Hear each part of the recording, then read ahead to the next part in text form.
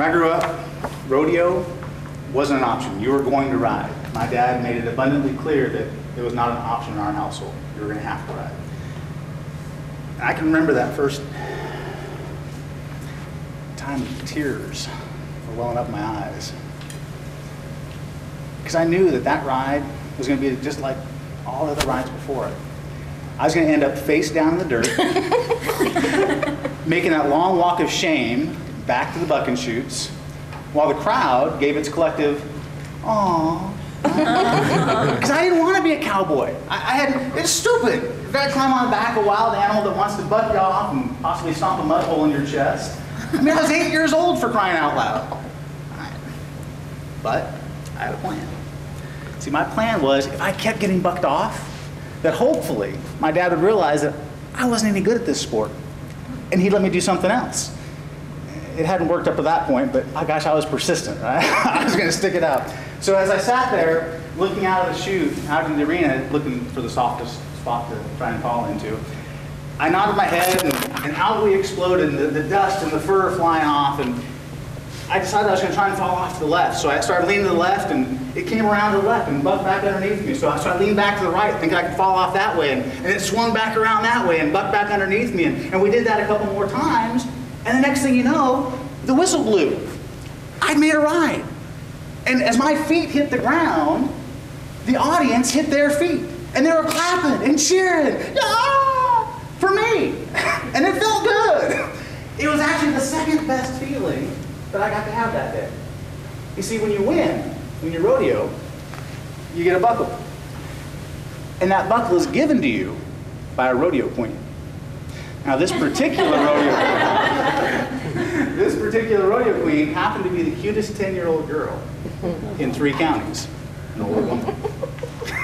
And when she gives you that buckle, she also gives you, any guesses? A kiss. A kiss. On the lips! Right?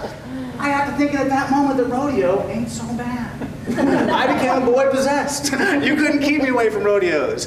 I wanted some more of that kissing. Have you ever heard the phrase, "be careful what you wish for"? A couple days later, a young girl was admiring my buckle. She had root beer flavored lip gloss. Don't ask me how I know it was root beer flavored, but trust me. She asked me, "Do you have a girlfriend?" I said, "No, I don't." She says, "Well, you do now." My kind of girl. Later on that night, we were playing Truth or Dare with about 6 other people. Side note here, don't let your daughters get involved with rodeo cowboys. Bad idea. Back on topic. So we're playing Truth or Dare, and it wasn't very long before someone dared me to kiss my new girlfriend. So, you know, we kind of leaned towards each other, and I closed my eyes, and I could smell those root beer flavored lips getting closer and closer. All of a sudden, all you heard was, "Ooh, why'd you do that?" And it was me.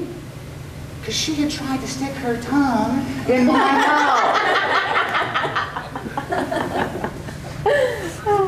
They all did what you just did. And after they got done laughing, they said, "That's a French kiss. You know, that's kind of nice. You might want to try that sometime." I wouldn't get a chance with my girlfriend because she was now my ex-girlfriend. And she proceeded to demonstrate it with another boy.